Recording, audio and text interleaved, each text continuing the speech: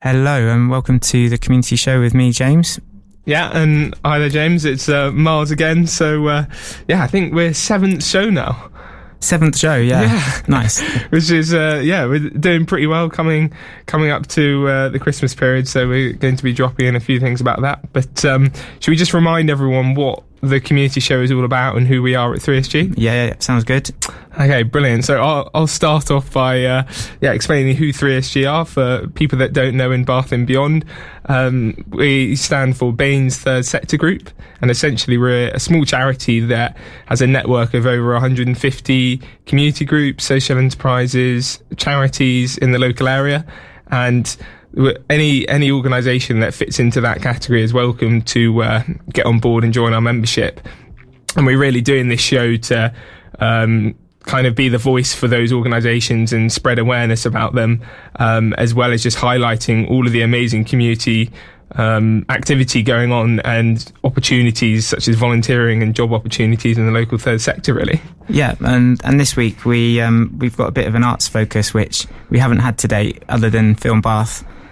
Because we had a band called The Egg in the studio on the weekend, which was really fun. And they're a band that have strong roots in the area. They played Glastonbury many times. They've had some massive hits, number 3 hit single. So I thought it'd be interesting just to hear from them, hear some of their stories, and play a few tunes as well. So most of the music today is going to be featuring The Egg. So we've got another couple of their tracks lined up, a bit of interviews, and then some of the some interviews with, I think, the Bath Rugby Foundation today. Yeah, definitely. So we've got a double whammy of interviews today. So I spoke with Jono from the Bath Rugby Foundation, and they're doing incredible work as always. So a lot of people might not know exactly what the Bath Rugby Foundation does. So please do stay tuned for today's show, and you'll get to listen to Jono and hear his song choice as well. Brilliant. Okay, well, Let's hear from Math and Ned from The Egg, who, as I said, they came in the studio on Saturday. We're going to play the first tune that you heard today was the original version of what became a huge hit for them, and here's them talking about that experience. We went bust before it came out, we had to release that stuff, and that spawned Walking Away, which then created history for us, because that's the track which Tocadisco did, and that got mashed up with the Citroen ad and became huge. And then that Pete Tong had made that as a central new tune. So it was like the electro house disco tune. He'd done the keyboards and the bass line and made it amazing, really. And then David Guetta added his vocals to it. Well, not his vocals. Someone else's vocals, yeah. And it became a versus thing, didn't it? You say, what do you think of this? To Ned, he met in Turnmills, and I said, well, I don't know. And before we knew it, we hadn't really decided what we were going to do. But then we got a phone call from someone at Miami Winter Conference saying, that track you hadn't really decided on, it's like number 1 on the buzz charts here in Miami. What are you going to do about it? And we thought, oh my God, this is going to become a massive import. So we did a deal with Guetta Team, and it all worked really well. So it ended up being a The Egg versus David Guetta, because it kind of really was that, really.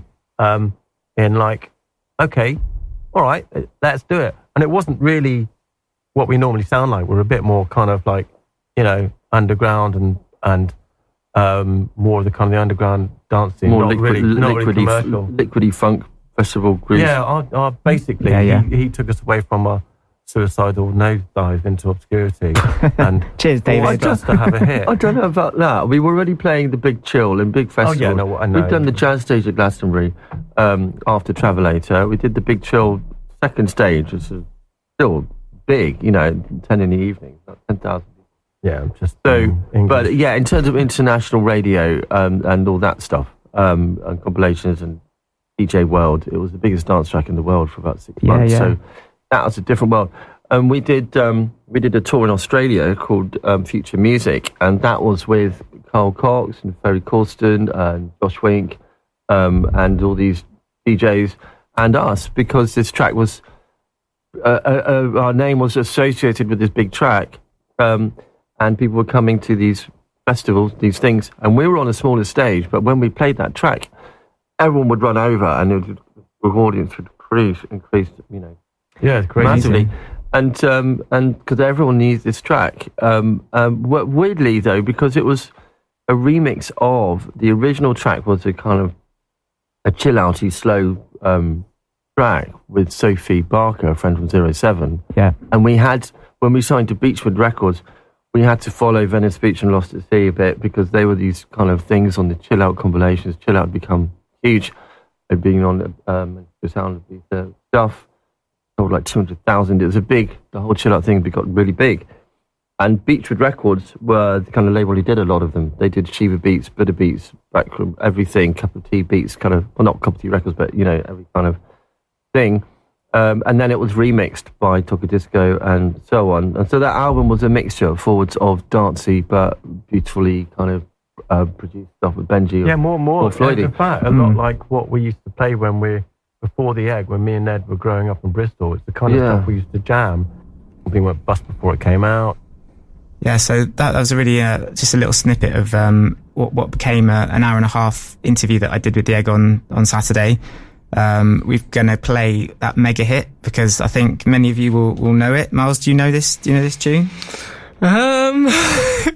I might recognise it when I hear it, but I didn't know it off the top of my head. But I'm not as cultured as you, James. Well, let's play the tune. But it was really great, and we've got another couple of bits featuring Ned and Math. We're going to talk about their experiences at Glastonbury. So growing up in the hippie scene in Bristol in the 70s and 80s. Wow. And then a little anecdote about Ben and Jamie Cullum, who, as we know, are from Bath and friends of the radio show.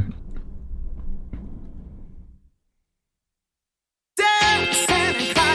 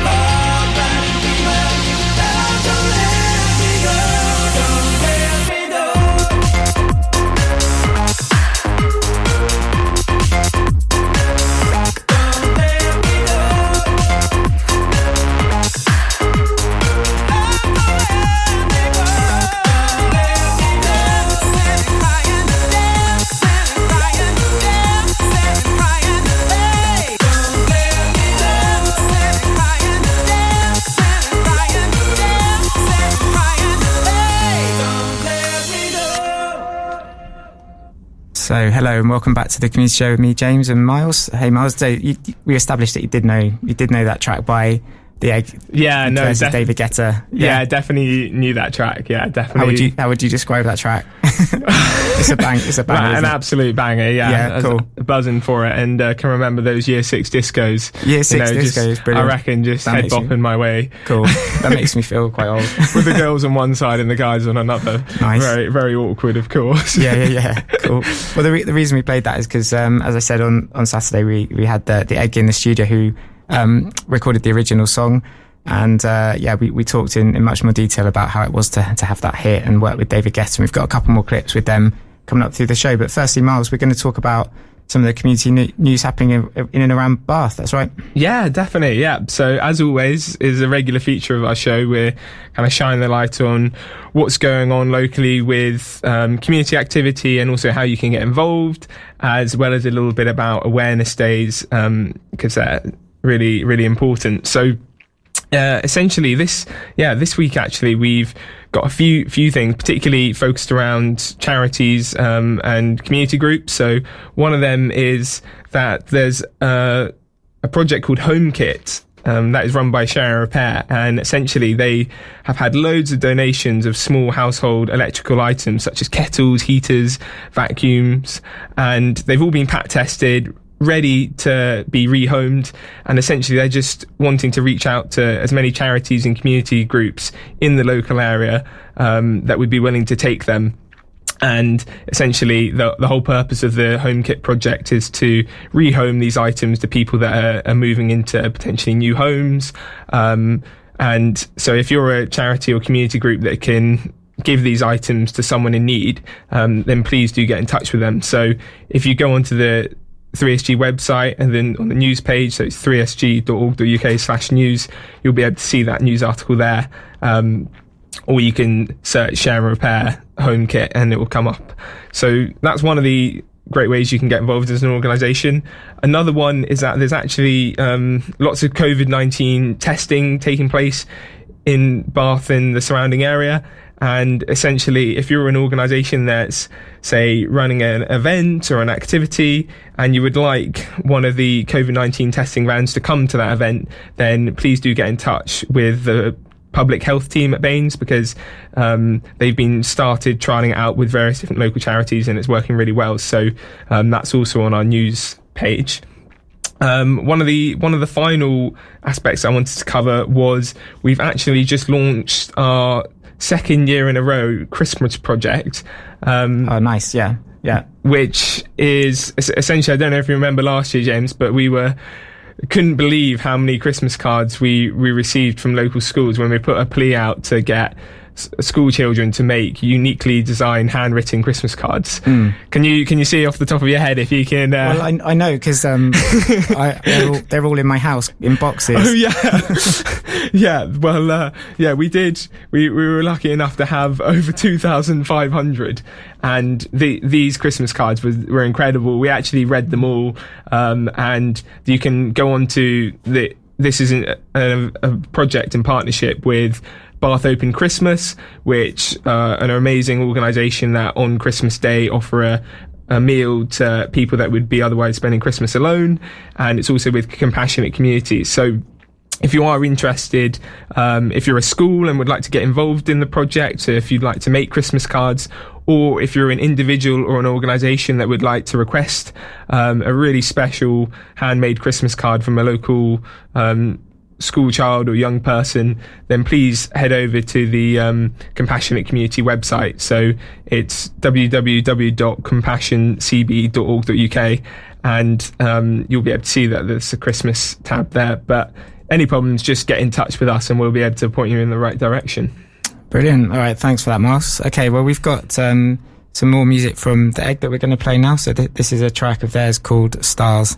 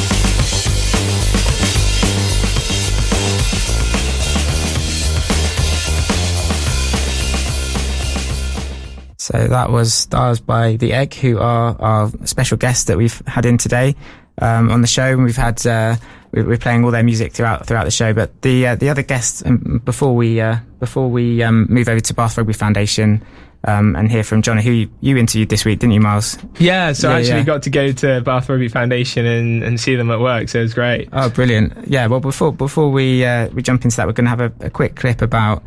From The Egg again, talking about working with Jamie Cullum and that song that we played previously to Stars.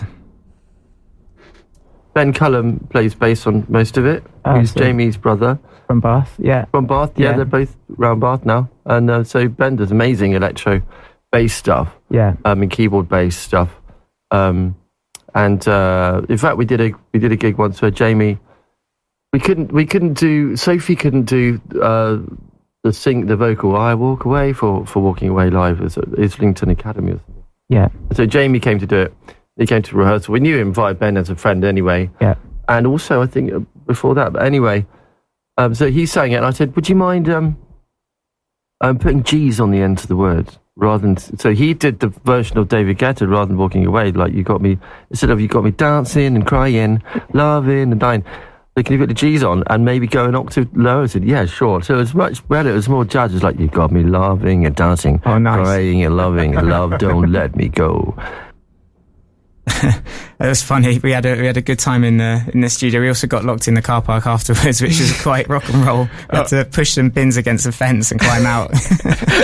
I'm sure they've gone through worse, to be fair. Well, probably have, yeah. I suspect they might remember that interview, maybe. Got to make it memorable. Yeah, well, yeah, sorry about that, guys, if you're listening. But yeah, we've got another clip with The Egg later. We're going to play a couple more of their tunes. But you went out to see Jono from Bath Rugby Foundation. Yeah, so Jono is part of an amazing team at the Bath Rugby Foundation, and what a lot of people don't know is that the Bath Rugby Foundation, their core purpose is to empower vulnerable children and young people in Bath and the surrounding area to succeed. So they've got a really incredible kind of education program, and they run loads of projects as well as collaborating with lots of local organisations. So it's really insightful, and I learnt a lot from the interview, so I hope everyone listening enjoys. Okay, great. Well, we'll get to that on the other side of this.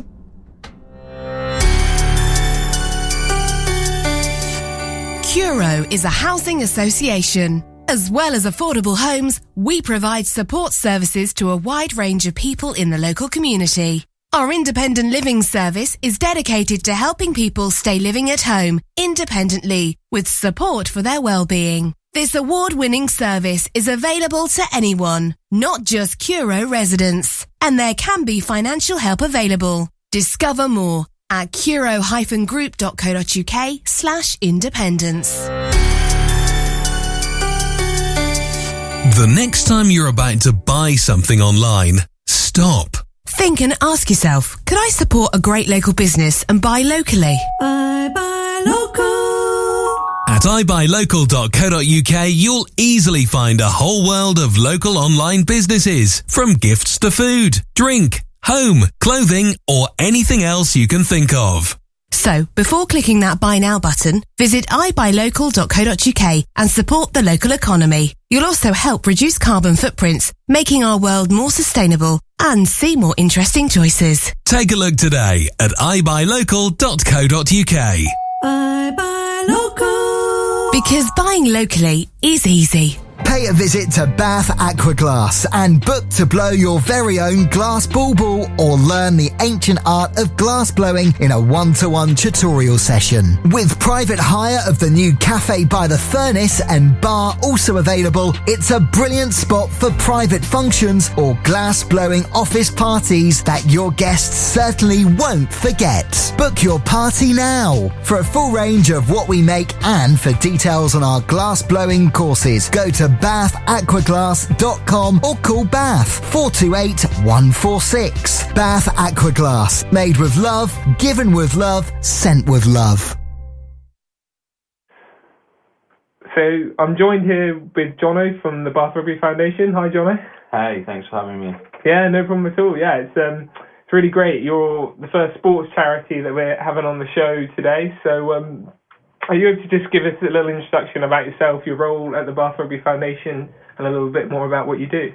Yeah, absolutely. So I'm the student journey lead at Bath Rugby Foundation, and that means I look after anyone who's here as a participant and making sure that they're receiving quality from us. But in the most part of my job is overseeing our alternative learning centre, which is called HITS. For what Bath Rugby Foundation is about, to answer that question, that's really more about Bath itself. So we live in this wonderful UNESCO World Heritage Site. It's amazing. I love those moments in your day when you're in Bath, and just for a moment you feel like a tourist and you're looking around thinking, I've been to places like this, aren't I really lucky to live here? And Bath is known for being wealthy and known for Jane Austen and all that kind of auspicious, I think is the word, thing going on. But actually it's a city, and like any city it's got its problems, and actually our problem is quite embarrassing in that we fall right at the bottom of the league table for the difference between young people who grow up in households that can provide and those that don't. The gap in what they achieve in life is very large here. A few years ago we were right down in, I think, the bottom 10 in the country for areas. Yeah, and there are places in Bath where one child growing up a 10-minute drive from another will have a life expectancy difference of 10 years-ish. Oh, God. And that's down to stresses they'll have in their life, like financial stress, achieving less, which brings more stress with it, not being able to build or having great supportive relationships. We know through scientific studies that all of that stresses you out and therefore shortens your life. So, that's the background. And so, in terms of the foundation, then, is it, a lot of people sort of when they first hear about the Bath Rugby Foundation, they automatically think of Bath Rugby and sport, but actually kind of what you're talking about there is a lot more deep-rooted than just sport alone. It's, how do you go about that as a charity tackling some of these really, big issues in our local area? So Bath Rugby Foundation is a young person's charity. It's Bath Rugby's charity. Yeah. We are here for young people, and there are lots of ways you can help young people. We use 3 parts in their journey. So the first is building confidence. We know that's the first thing everyone needs, and we do that by helping people understand who they are and who they want to be. When you've got that part of the journey done, it's about thinking, well, that person, what skills do they need to be who they want to be? And we offer a range of programs that young people can access to acquire those skills, and we'll support them in getting them. And when you've got those skills, it's then that step to independence is what's the first rung on my ladder for that person and where they're going, and we support them in getting their foot on that rung. Yeah, definitely. And in terms of those programs then, I heard you mention HITS earlier. Which is one of for people that haven't heard of HITS and some of the other programs, are you able to tell us a little bit more? Absolutely. So HITS is our alternative learning centre. You can come here post 16, so we work with 16 to 19 years old and up to 24 if you have an educational healthcare plan. We deliver level 1 and 2 qualifications. So that level 1 is like the bottom end of GCSE grades, and level 2 is like the higher end of GCSE grades. Yeah. So if you are not the person that wants to go to college, if you didn't do great at GCSEs but you want to achieve something, that is why you would come to us. And it's not about sport. We offer employability-led qualifications. You're coming here to develop yourself. Yeah. And we do education in a fundamentally different way in that regard. So, for instance, at the moment we've got a unit on managing a budget. We've got one of our accountancy partners coming in to deliver a session on trading, so that young people can see that there's more to money management than just your household budget, and they'll walk away from that session understanding that saving money is okay, but over your lifetime saving money is losing you money, and there's better ways to use that money so you don't have to have a job for the rest of your life. And those are the sorts of things we want to get across. Wow, that's brilliant, because I went to school, went to uni. I've never had like that sort of course. It's like something that I can imagine would be really valuable to so many people out there, and just like it's just so often you wouldn't find those kind of opportunities in a lot of the other education pathways. So it's really, you kind of really tailor it to you, to what the needs are of the individuals that you're supporting. Yeah, the course is about developing you as the person, so it's getting to know yourself, and there's lots of ways we can do that. So you mentioned sports charity at the start. Yeah, I know. Sorry, that's a blessing and a curse. Yeah. We love sport. There's no two ways about that, but our courses are not about sport. No. That said, we offer a sports course, but they are about the individual and what they need. Yeah. Yes, we occasionally play sport, but you might also find us having the BT cameraman coming in to give a talk about what he does. You might find someone coming down that works in laser shows. They're coming in January bringing a massive laser so we can make our own laser show based around hits and experience that industry. You might find us doing exercises that let us dig a bit deeper into who we are and why we're that person, how our family have affected us, etc., etc. That was really interesting, Miles. Yeah. So did you actually go out to see Bath Rugby Foundation? Yeah. So I went out there, and Jono's got an absolute wealth of knowledge, particularly in the local area. So yeah, really kind of very worrying, but also optimistic that Bath Rugby Foundation and other organisations like them are tackling this disparity for young people in their kind of development. So we'll join Jono shortly again for more of that interview, just to get in our regular feature of what jobs we've got locally in the third sector. So this week we've got some jobs closing. So tomorrow we've got the outdoor youth support worker at Bath City Farm is closing. So make sure to apply for that if you're interested soon. We've got Westport assistant administration officer, which is closing on the 29th of November. And also Bath Mind have a mental health residential home support worker closing on the 30th of November. We've got lots more job opportunities in the local area at 3sg.org.uk/jobs, so do check that out. And it's also worth mentioning that we've actually got a lot of awareness days and months at the moment. So today I'm going to quickly rattle them off. Today is Carers' Rights Day 2021. So there's lots of great local organisations like Baines Carer Centre that will be doing lots around that. We've got White Ribbon Day today, which is all about getting thousands of people to take action and raise awareness to prevent violence before it starts. We've got Giving Tuesday next week, which is a global day of giving. So make sure to do something good for your local community and support someone in need or donate to a local charity. And today is also the start of 16 days of action against domestic violence. So that's up until the 10th of December, and that's aimed at businesses to support them to take action against domestic abuse and violence. So lots going on. Yeah, plenty going on.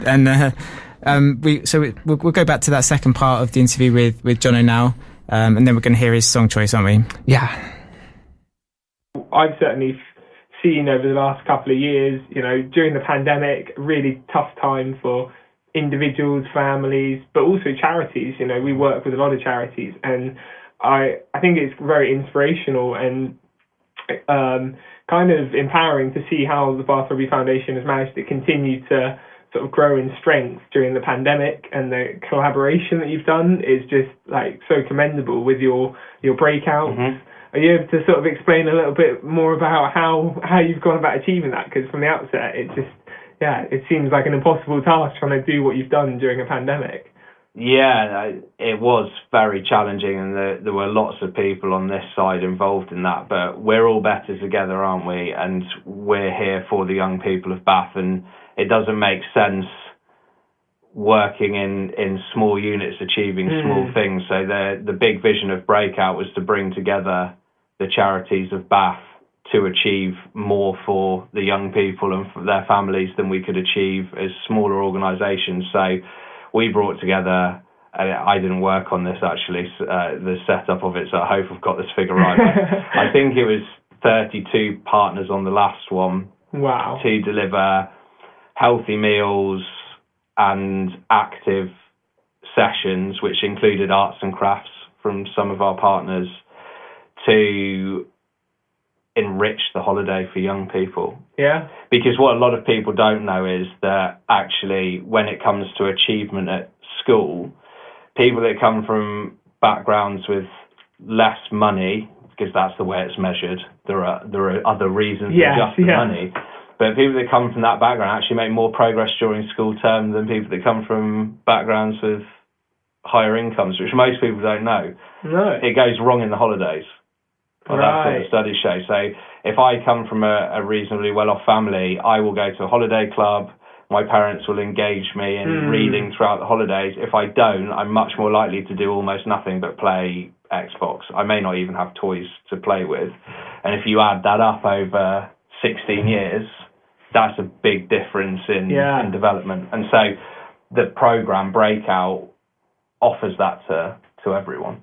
Yeah, there's kind of that level playing field there is so not apparent like at home, I guess. And so I remember when I called you up to see if you were up for doing an interview in the first place for the show, and I could tell over the phone that you're so passionate about talking about this. We ended up talking for like half an hour, I think, like even we should have recorded that as well. But essentially, what is it from like a personal perspective? What is it that makes you so passionate about getting involved in this work? Is it a recent kind of line of work that you've got into, or is it something you've been doing for a while? I love that question because it's really, the answer changes all the time. So I can remember when I was in my first teaching interview, and I train teachers, so I've heard this myself a million times, but it used to be a story around, a teacher gave me an opportunity and I've really done it, which is true, I did.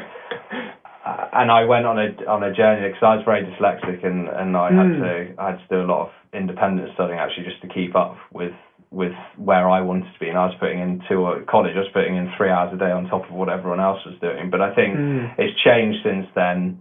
And my family, half of it came from a very well-off background, and half of it came from a really tough background. And as I've got to know that side of the family better, hearing those stories, and all of them have achieved amazing things, and they had to work very, very hard to do it. And for some of them, it came much later in life, and I just would like no one to have to go through those experiences, I suppose. And myself, I'm really lucky. I have a job I love.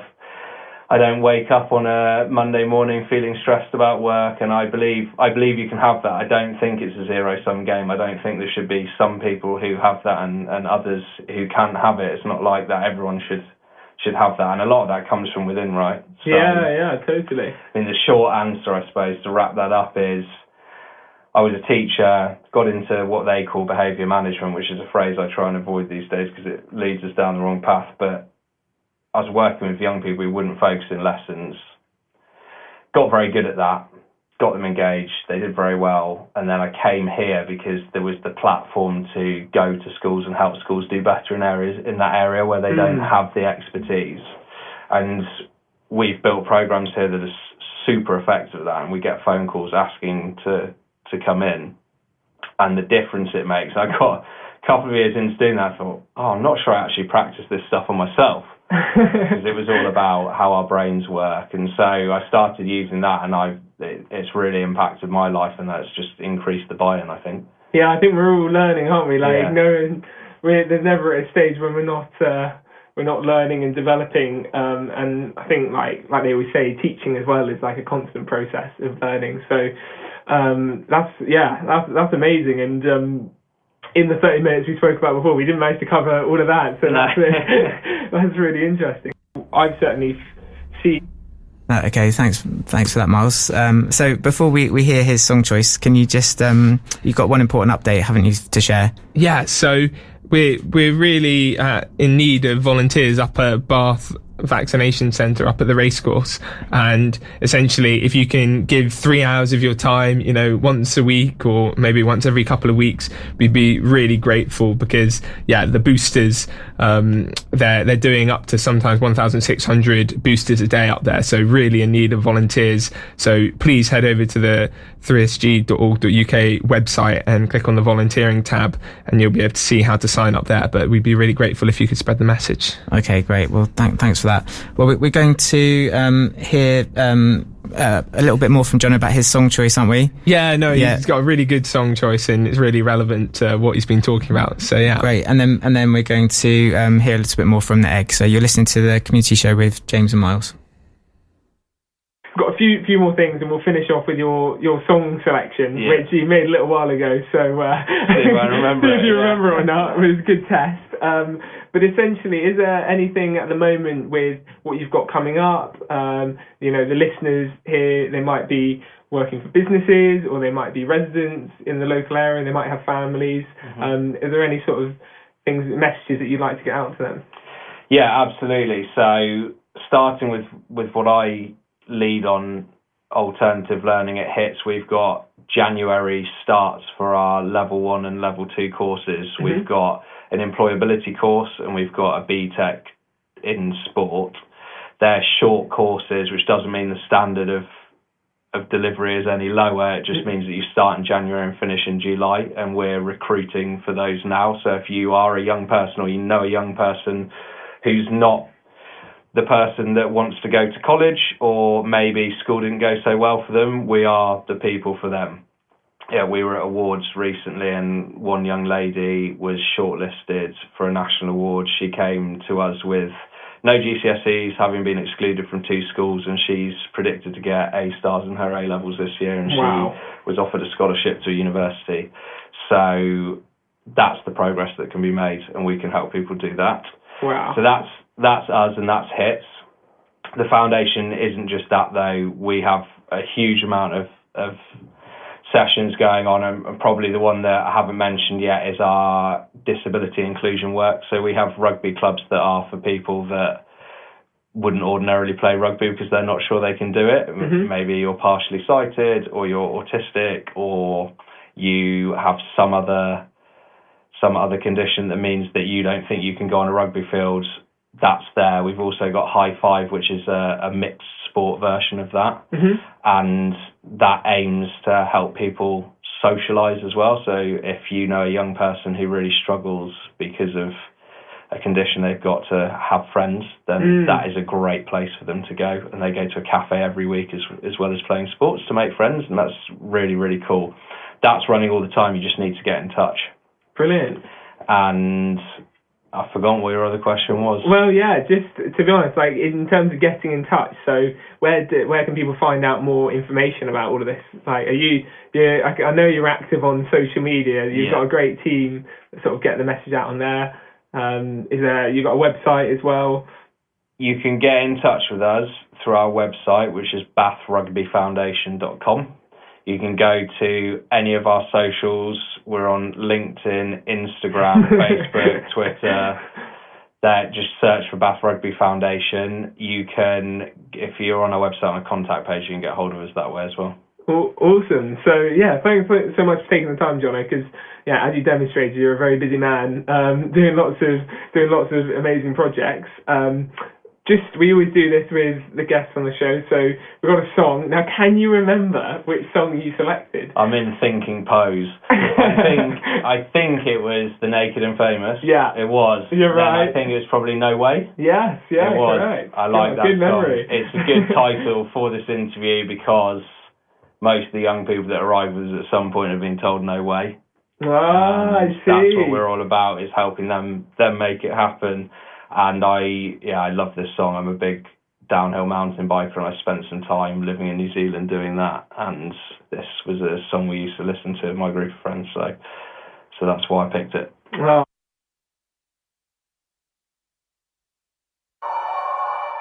when the day